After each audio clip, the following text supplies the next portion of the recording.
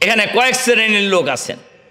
এক নাম্বার হলো সরাসরি আমরা যে আদর্শ লালন করি এই আদর্শের সাথে অ্যাক্টিভলি সম্পৃক্ত। আর এক শ্রেণীর মানুষ ইঞ্জিনিয়ার আছে যারা আমাদেরকে সমর্থন করে, ভালোবাসে। আর এক শ্রেণীর আছে যাদেরকে আমরা চিনিও না, জানিও না, কিন্তু আমাদেরকে সমর্থন করে। আছে না এরকম লোক? এবং আমার দৃষ্টিতে বর্তমানে সেই সংখ্যা আগে 2 শ্রেণীর চাইতে 2 শ্রেণী যোগ করলে যা হবে তার চাইতে বেশি হবে। যে যাদের খবর হয়তো আমাদের কাছে নাই, কিন্তু তারা নীরবে জামাতকে সমর্থন করে, জামাতকে ভালোবাসে, জামাত করতেও চায়, জামাত করতেও চায়। এই লোকদেরকে আনার জন্য আমাদেরকে চেষ্টা করতে হবে, এই লোকদেরকে সংগঠিত করতে হবে। তাহলে কয় শ্রেণী গেল? 3 শ্রেণী। আর এক শ্রেণী আছে যারা কোনো দলের সাথে জড়িত নন। আছে না এরকম লোক? এর সংখ্যা বেশি না কম? এর সংখ্যাই বেশি। আমরা কি তাদের কাছে যেতে পারছি? সবার কাছে এটা বলতে পারবো আমরা? আমাদের আজকের এই সম্মেলন থেকে আমাদেরকে প্রতিশ্রুতিবদ্ধ হতে হবে, আমরা এই শ্রেণীর ইঞ্জিনিয়ারদেরকে আমাদের দাওয়াত, আমাদের বক্তব্য, আমরা যে আদর্শ লালন করি সেই দল বাংলাদেশে কি করতে চায়, কিভাবে করতে চায়, এই মেসেজ তাদের কাছে পৌঁছে দেওয়া। কয় নম্বর হলো? 4। আর 5 নম্বর হলো আমাদেরকে যারা বিরোধিতা করে, এরা কিয়ামত পর্যন্ত বিরোধী থাকবে এটা মনে করার কোনো কারণ আছে? এরা আমাদের সাথে আসতে পারে না?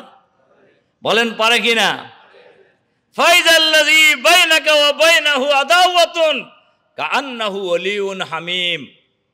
আজকে তোমরা যাদেরকে শত্রু মনে করছো, আগামী তারা বন্ধুতে পরিণত হবে ইনশাআল্লাহ। কি ঠিক আছে কি না? এখন যারা আমাদের বিরোধিতা করছে, এখন বাংলাদেশে যারা জামাতের পক্ষে কথা বলতেছে সব লোক কি আগে জামাত করত? কি সব লোক জামাত করত? আপনি দেখবেন কলেজ বিশ্ববিদ্যালয় থেকে শুরু করে রিক্সাওয়ালা পর্যন্ত আলাপ করে দেখেন জামাতের ব্যাপারে কি বলে তারা। নিশ্চয়ই আলাপ করেন আপনারা। এখন আমার দৃষ্টিতে this is the high time, এটা হলো সবচাইতে উপযুক্ত সময় এই নেশনকে ঐক্যবদ্ধ করে আগামী দিনে বাংলাদেশ হবে ইসলামের বাংলাদেশ ইনশাআল্লাহ। আগামী দিনের বাংলাদেশ হবে দুর্নীতিমুক্ত বাংলাদেশ, আগামী দিনের বাংলাদেশ হবে লুটতারাজ মুক্ত বাংলাদেশ, আগামী দিনের বাংলাদেশ হবে চাঁদাবাজ মুক্ত বাংলাদেশ, আগামী দিনের বাংলাদেশ হবে দখলবাজ মুক্ত বাংলাদেশ, আগামী দিনের বাংলাদেশ হবে মানবিক বাংলাদেশ, আগামী দিনের বাংলাদেশ হবে আধুনিক বাংলাদেশ ইনশাআল্লাহ। আজকে যদি আমরা এই সম্মেলনে সেই প্রতিশ্রুতি দিয়ে প্রতিশ্রুতিবদ্ধ হয়ে যদি আমরা ফিরে যেতে পারি, তাহলেই আজকের সম্মেলন সার্থক হবে ইনশাআল্লাহ। আমরা বিশ্বাস করি, আমরা আশা করি, আমরা প্রত্যাশা রাখি আপনারা সেই অঙ্গীকার করেই আজকে ফিরে যাবেন ইনশাআল্লাহ ইনশাআল্লাহ। কাজেই আমরা আমাদের ইঞ্জিনিয়ার সহ সমাজের যে যেখানে আছি এই জাতিকে ঐক্যবদ্ধ করার জন্য নিরলসভাবে প্রচেষ্টা চালিয়ে যাব ইনশাআল্লাহ। আল্লাহ আমাদেরকে সেই তৌফিক দান করুন।